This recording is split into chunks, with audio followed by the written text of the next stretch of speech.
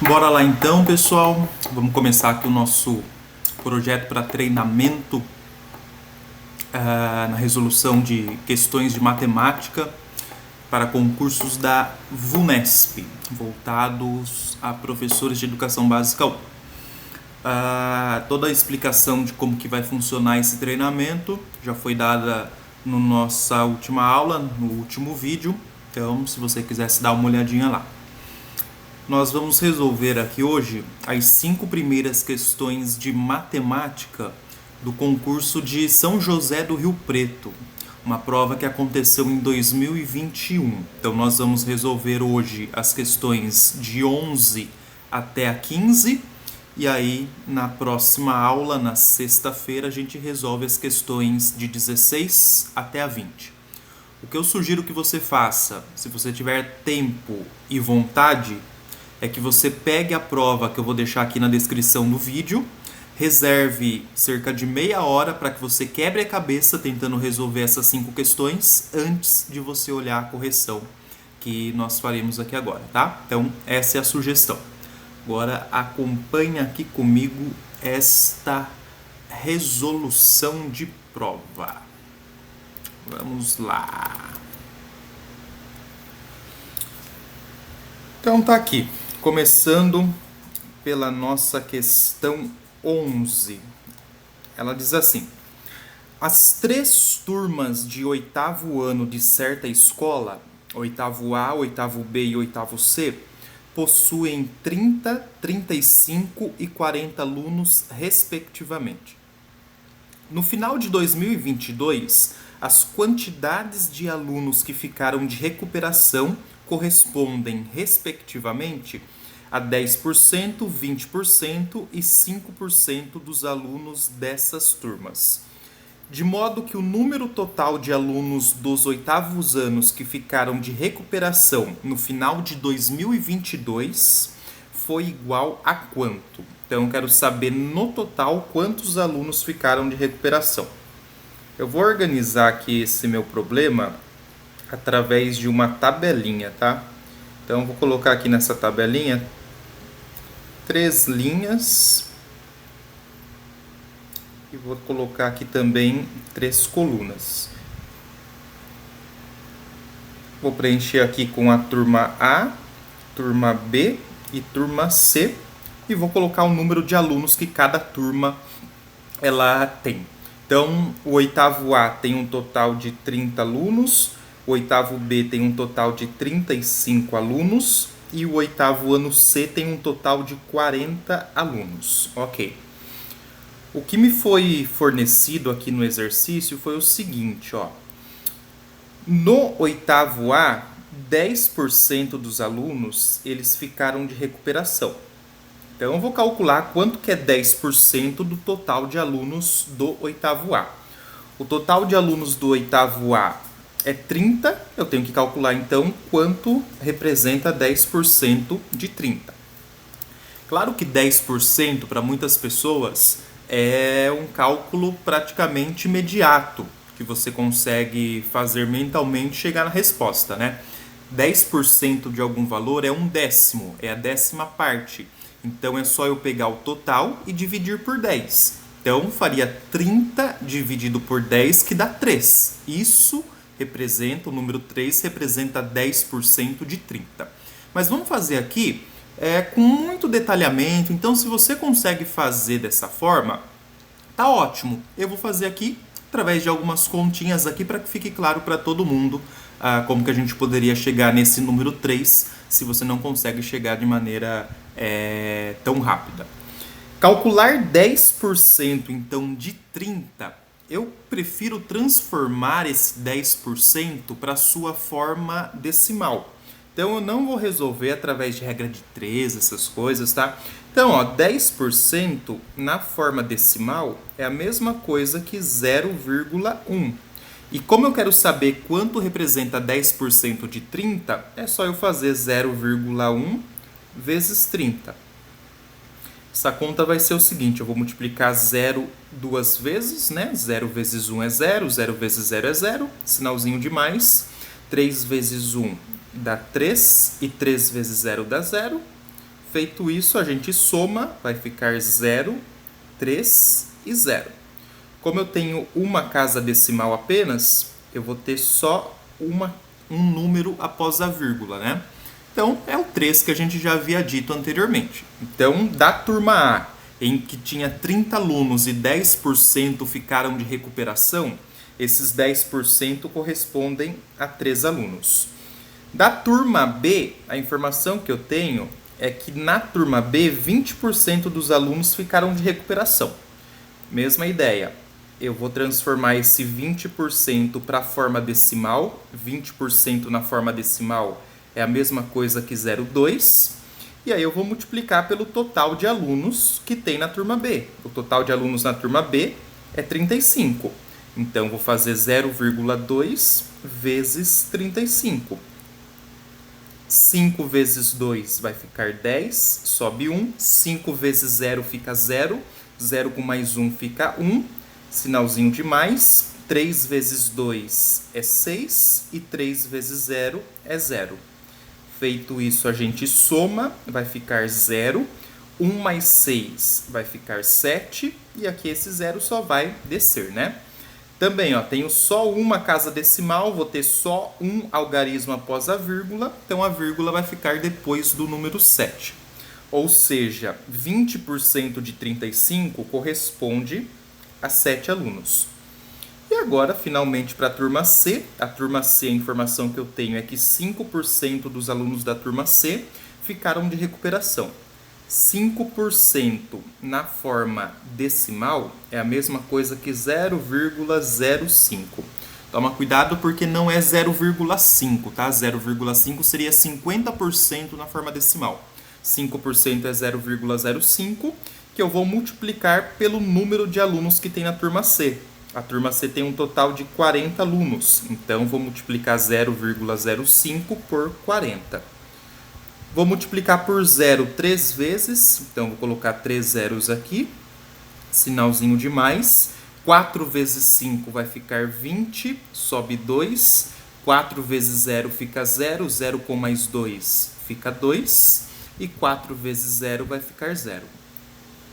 Somando vai ficar 0, 0 de novo, 0 mais 2 vai ficar 2. E esse 0 aqui ele só vai descer.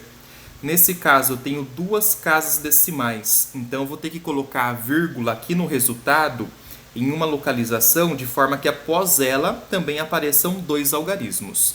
Então, a vírgula vai aparecer depois do número 2. Significa, então, que 5% de 40 corresponde ao número 2. 2 alunos no contexto desse exercício. E a minha pergunta era, no final das contas, né? Qual é o número de alunos do 8º ano que ficaram de recuperação em 2022? Como eu calculei quantos alunos ficaram de recuperação no 8º A, no 8º B e no 8º C, agora é só eu somar esses números. Então, vou fazer aqui 3 mais 7, que vai dar 10, e 10 com mais 2 vai dar como resultado 12. Então, a alternativa correta aqui nessa questão é a letra B, 12. Só deixando aqui registrado mais uma vez, quando a gente fala de matemática, existem diversas maneiras de a gente resolver uma mesma questão. Quem tem facilidade em trabalhar com matemática resolveria essa questão de maneira muito mais simples e utilizando ali o cálculo mental, né? Mas a ideia aqui é a gente precisa de alguma forma padronizar. Porque eu não sei quem está assistindo esse vídeo se tem facilidade ou se tem dificuldade. Eu imagino que a maioria tenha dificuldade em matemática. Por isso que a gente precisa ter um método, um padrão de resolução de questões. Então, por isso que eu optei por esse caminho de transformar a porcentagem em número decimal e depois fazer a multiplicação ali para descobrir a quantidade equivalente a cada porcentagem, tá? Então, se você tem facilidade em matemática, não fique bravo comigo por causa disso. Siga a sua vida aí tranquilamente. Vamos lá, próxima questão. Aí ele fala assim, para responder as questões de números 12 e 13, considere a seguinte situação. Uma escola está passando por uma ampliação, em que serão construídas novas salas de aula para as quais devem ser adquiridas novas lousas, apagadores e carteiras. Beleza. Aí na questão 12 fala assim: Marta foi a uma loja para comprar inicialmente 5 apagadores iguais e pagou por essa compra o valor total de R$ 91,50. Vendo que seriam necessários mais 3 desses apagadores, voltou à mesma loja no dia seguinte para comprá-los. Não havendo os preços sofrido alterações, Marta pagou então pela nova compra o valor de quanto? Eu quero saber então quanto que ela pagou na segunda compra. Mas para isso eu preciso descobrir quanto que custa cada apagador, sendo que não houve alteração da primeira para a segunda compra, né? Então o preço de cada apagador vai ser o mesmo. A informação que eu tenho aqui é importante. Na segunda compra, ela gastou R$ 91,50 e comprou 5 apagadores. Se eu quero saber então quanto que custa cada apagador, eu acho que você concorda comigo que eu vou ter que fazer 91,50 dividido por 5, né? Eu vou colocar aqui apenas 91,5, não vou colocar aquele zero ali no final, porque não vai fazer diferença para mim aquele zero no final da conta, né? R$ 91,50 é R$ 91,5. Então, só para facilitar a minha vida aqui, não dá confusão. Nesse caso, como eu estou dividindo um número decimal por um número que não é decimal, vamos padronizar aqui mais uma vez a resolução, né? Então, vou simplesmente imaginar que eu vou colocar uma vírgula aqui depois desse número que está dentro da chave, que é o 5, e vou colocar um zero depois dessa vírgula. Porque daí, tanto o dividendo quanto o divisor, tanto o número que está fora da chave quanto o número que está dentro da chave, eles têm o mesmo número de casas decimais. Ambos têm uma casa decimal, ambos têm um número após a vírgula, tá? Agora eu faço a conta normal, como se eu estivesse dividindo 915 por 50. Então, dessa maneira que eu vou proceder. Bom, 91 dividido por 50 dá 1, né? Uma vez o número 50 vai ficar 50. E esse resto aqui vai dar 41. Não dá para dividir 41 por 50. O que eu faço? Eu vou abaixar esse número 5. Vai ficar 415 dividido por 50. O número que vezes 50 chega mais perto de 415 vai ser o 8, né? 8 vezes 50 vai dar 400 e o resto aqui vai ser 15. Não é possível dividir 15 por 50, porque 15 é menor do que 50. O que eu faço então? Eu vou acrescentar um zero que não existia na minha conta e vou colocar uma vírgula logo após o 8. E agora vou proceder com essa divisão. O número que vezes 50 vai dar 150 vai ser o número 6, né? 6 vezes 50 não vai dar 150. 6 vezes 50 daria 300, né? Então, na verdade, vai ser o número 3. 3 vezes 50 vai dar 150. E o resto aqui vai ser 0. Beleza. 18,3. Lógico, estou falando de dinheiro, de reais. 18,3 reais é R$ 18,30. Eu descobri quanto que custa cada um dos apagadores. Como não houve alteração da primeira para a segunda compra, né? Ele fala aqui, não havendo os preços sofrido alterações. E na segunda compra, a Marta ela comprou 3 apagadores. E a pergunta é, quanto que ela pagou na segunda compra? Você deve concordar comigo mais uma vez que agora eu vou ter que fazer 18,3 ou R$ 18,30, né? Vezes 3, que é a quantidade de apagadores que ela comprou na segunda compra. 3 vezes 3 dá 9, 3 vezes 8 dá 24, sobe 2, 3 vezes 1 dá 3, e 3 com mais 2 que subiu vai ficar 5. Eu tenho uma casa decimal apenas, então é R$ 54,9. Claro, R$ 54,9, R$ 54,90. A alternativa correta nessa questão é a letra E, R$ 54,90 que ela vai pagar na segunda compra. Ok, continuando aqui. A questão 13, ela diz assim: Na primeira semana do processo de ampliação da escola, Rogério comprou 3 lousas e 50 carteiras pelo valor total de R$ 9.605. Na semana seguinte, sob as mesmas condições de preço, Rogério comprou uma lousa e 20 carteiras, pagando por essa compra o valor total de R$ 3.815. A partir dessas informações, é correto concluir que, sob as mesmas condições de preço, a compra de uma lousa e de uma carteira custará no total quantos reais? Gente, isso daqui é um probleminha que eu vou precisar montar um sistema de equações. Eu vou montar 2 equações e vou manipulá-las. Diz assim então, ó, Rogério comprou 3 lousas e 50 carteiras. 3 lousas eu vou representar por 3L. 3 lousas e 50 carteiras. Então, mais 50 carteiras, eu vou representar carteiras, né, pela letra C.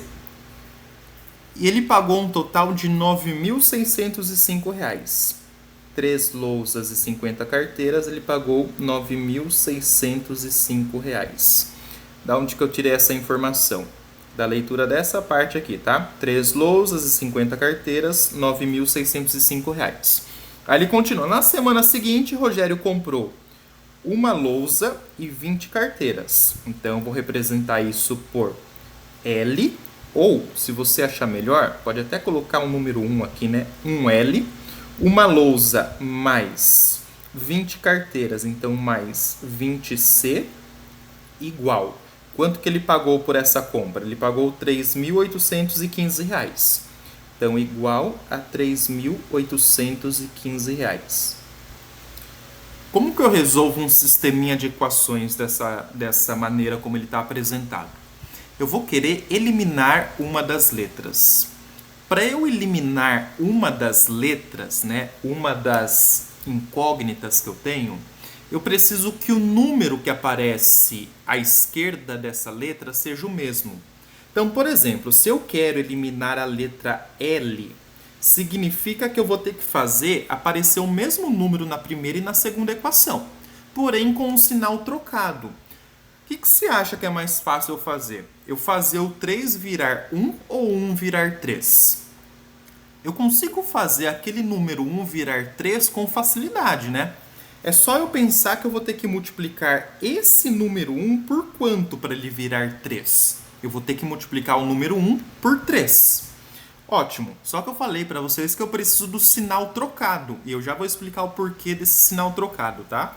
Então, se para eu fazer o 1 virar 3 eu tenho que multiplicar por 3, mas eu quero o sinal trocado, eu vou multiplicar, na verdade, por menos 3.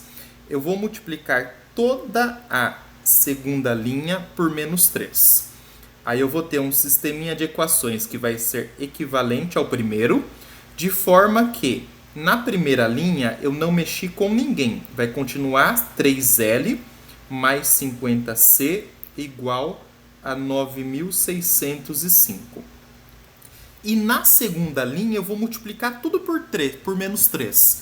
Então eu vou fazer assim, ó, menos 3 vezes 1. Menos 3 vezes 1 fica menos 3. Então, menos 3L, né? Depois, eu vou fazer menos 3 vezes mais 20.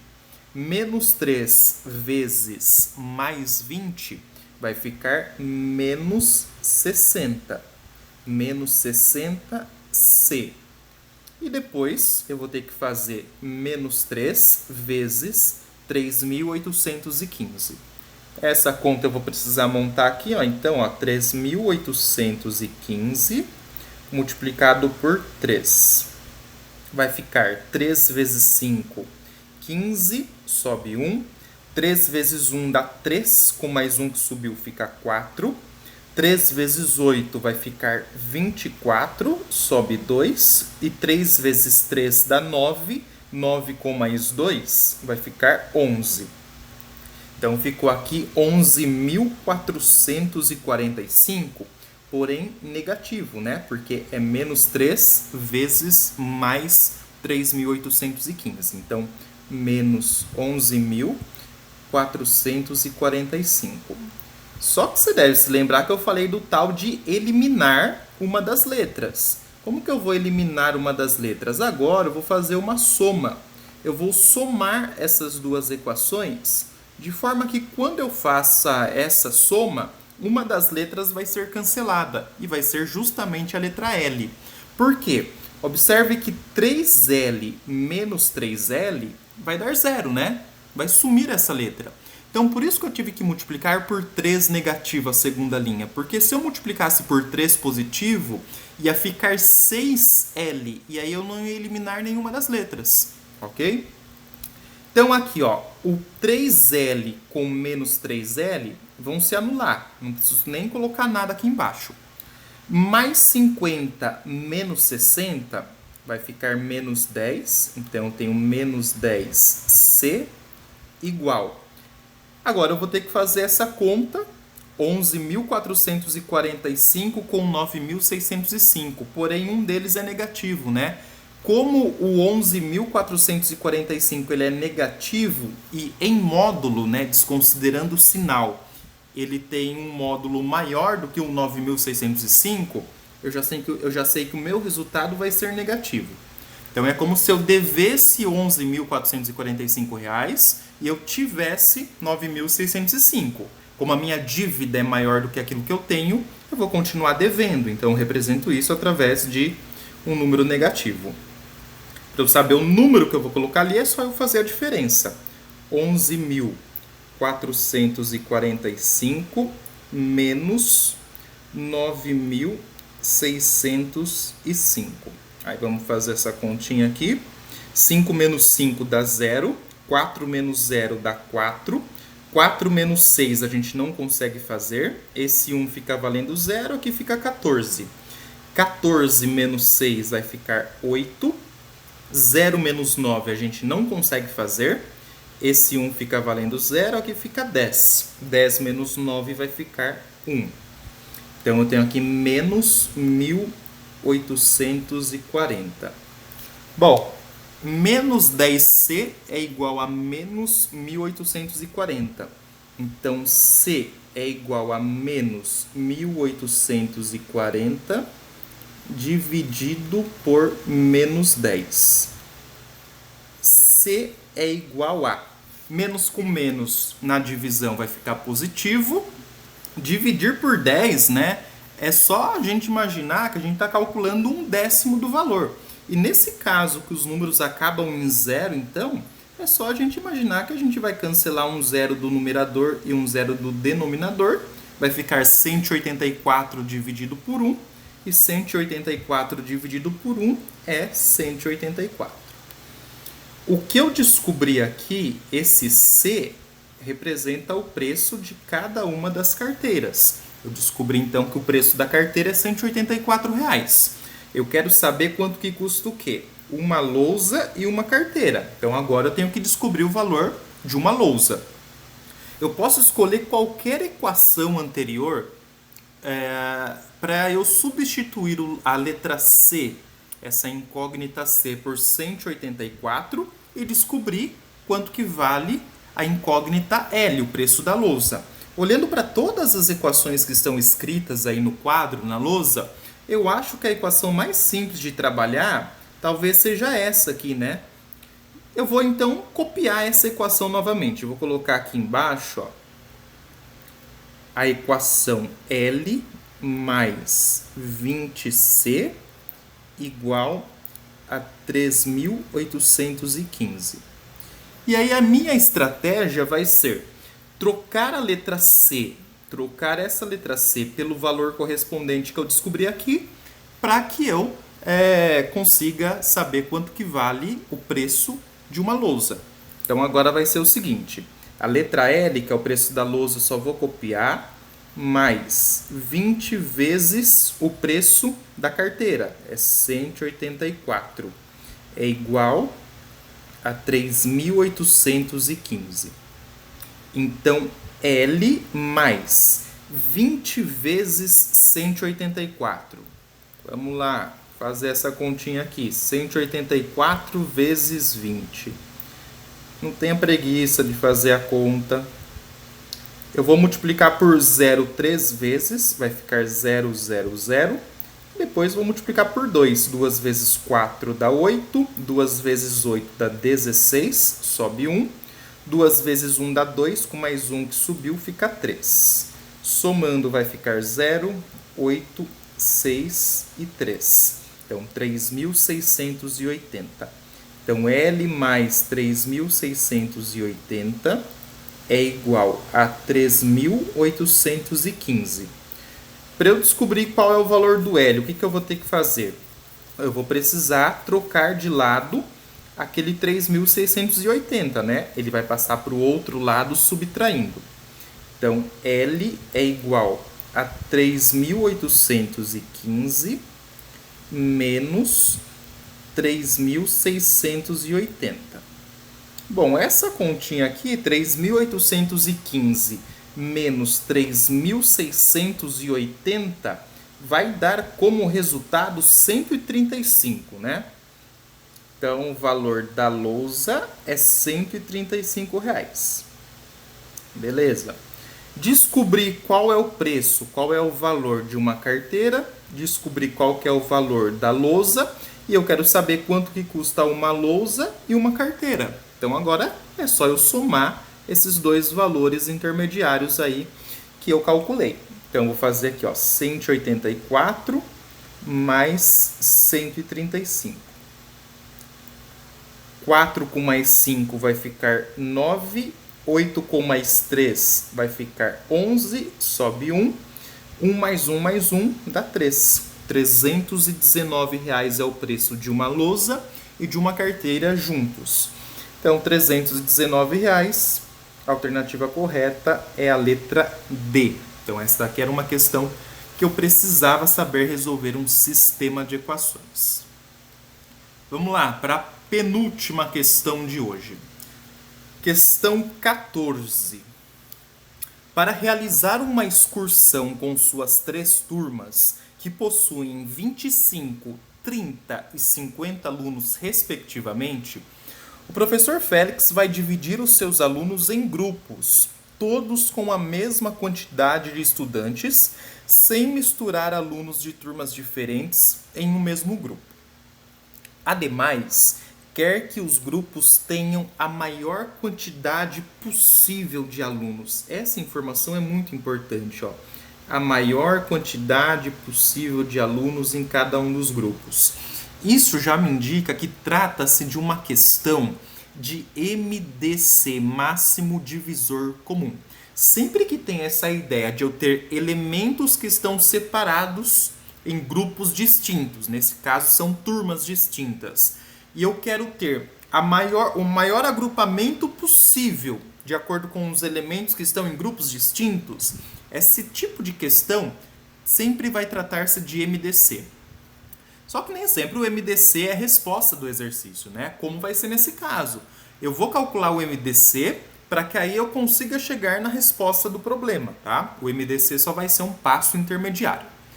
Aí ele continua, ó, feita a divisão nessas condições, o número total de grupos que terá formado para a referida excursão será igual a quanto?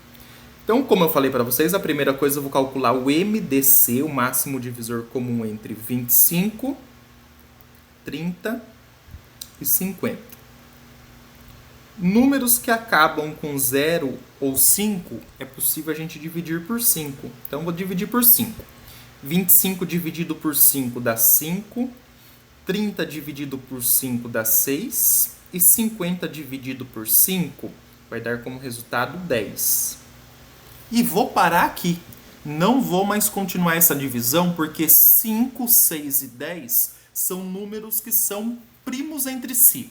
Eles não são números primos. Olha só, estou falando que eles são primos entre si. O que isso significa? Que não existe nenhum divisor comum entre eles. Eu não consigo dividir os 3 por o mesmo número. Eu consigo dividir, por exemplo, o 5 e o 10 por 5, mas o 6 eu não consigo dividir por 5. Eu consigo dividir o 6 e o 10, que são números pares, por 2, Mas o 5 eu não consigo dividir por 2, porque o 5 é um número ímpar. Então não tem nenhum número que eu consiga dividir os 3. Eu percebi isso, então não vou nem continuar mais essa minha divisão. O que eu descobri é que o MDC ele vale 5. Esse daqui é o valor do MDC. E o que esse 5 significa para mim? Olha só, a pergunta é: quantos grupos serão formados? Você não pode achar que esse 5 significa o total de grupos que serão formados. Não. O 5 ele indica quantos elementos terão em cada grupo. Quantos elementos pertencerão a cada grupo. Nesse caso, os elementos são o número de alunos. Então, quantos alunos estarão em cada um dos grupos? Então é o seguinte, ó. Foi dito para mim que eu tenho 3 turmas, né? A turma de 25, de 30 e de 50 alunos. Vamos fazer uma análise aqui. A turma de 25, eu vou conseguir formar grupos que tenham 5 alunos. Quantos grupos de 5 alunos que eu consigo formar com 25 alunos? Você deve imaginar que é só dividir 25 por 5 e 25 dividido por 5 dá 5. Então, com a primeira turma, eu vou ter 5 grupos de 5 alunos.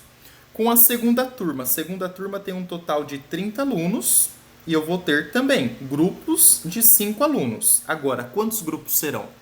30 dividido por 5, 6. Eu vou ter 6 grupos de 5 alunos em cada um deles.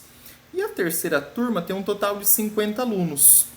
Quantos grupos de 50 alunos, de 5 alunos, eu consigo formar com um total de 50 alunos? Só dividir 50 por 5.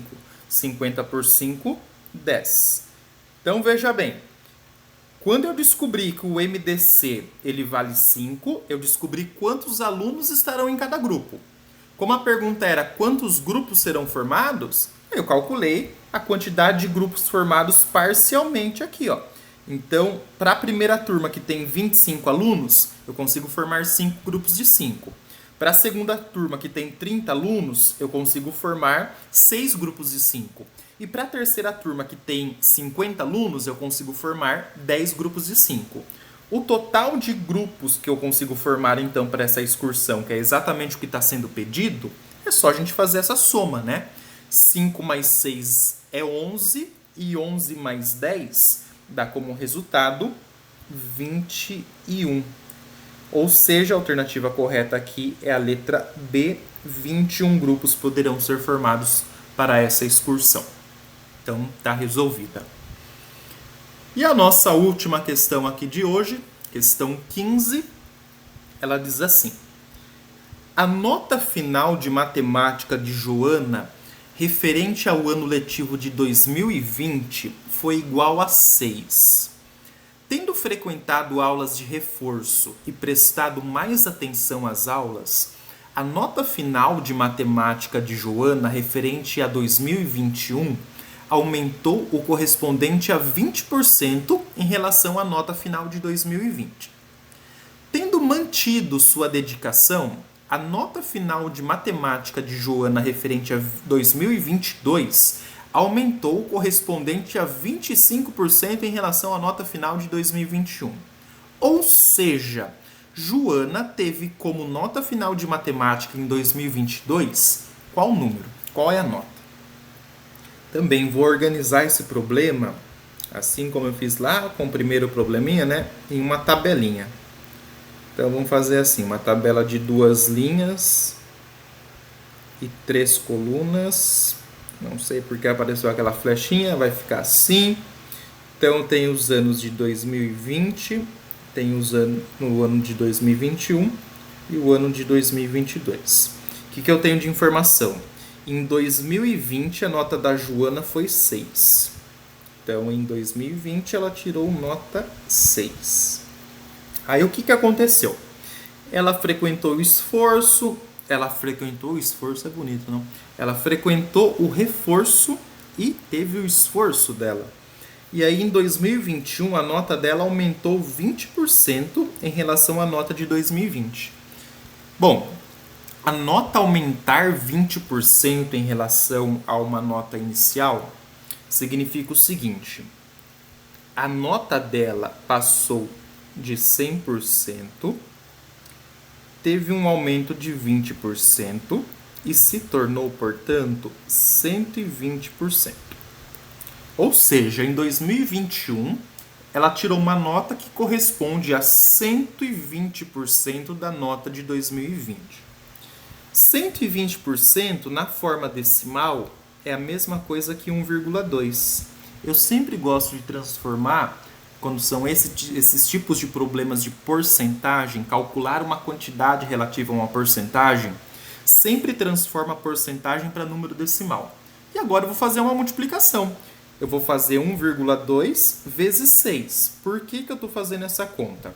Porque 1,2 significa 120%, que é o 100% mais o 20% que ela teve de aumento na nota dela. Se fosse dito, por exemplo, que a nota dela baixou 30%, aí a gente ia fazer 100 menos 30, que ia dar 70. E aí ia virar um 70%, né? Mas não é o caso, só para te explicar o raciocínio aqui. Então, descobri que 120% na forma decimal é 1,2. E aí eu quero calcular 1,2 em relação a qual número? Em relação ao número 6, que representa a nota dela ao final de 2020, tá? Continha simples de se fazer. 6 vezes 2 vai ficar 12, sobe 1. 6 vezes 1 fica 6, com mais 1 que subiu fica 7. Eu tenho uma casa decimal, então isso daqui é a mesma coisa que 7,2. Significa que ao final de 2021 a nota dela passou a ser 7,2. Ok, só que a pergunta não é essa. A pergunta é qual é a nota final dela em 2022, né? Só que aqui no texto ele fala assim para mim, ó. Tendo mantido a sua dedicação, a nota final de matemática de Joana referente a 2022 aumentou correspondente a 25% em relação à nota final de 2021. É a mesma ideia, né? Eu vou calcular agora quanto que é 125% em relação à nota de 2021, ou seja, em relação ao 7,2. Então vamos só organizar as coisas aqui. Eu tenho 100%, que era a nota dela em 2021, 7,2, e houve um aumento de 25% dessa vez. Então agora eu tenho aqui 125%. 125% na forma decimal é 1,25, tá? Eu vou calcular 1,25 ou calcular quantos são 125% de qual valor? Do 7,2, que a nota dela foi a nota dela no final de 2021. Então, é esse número, 1,25% vezes 7,2. 2 vezes 5 vai ficar 10, sobe 1. 2 vezes 2 vai ficar 4, com mais 1 que subiu vai ficar 5.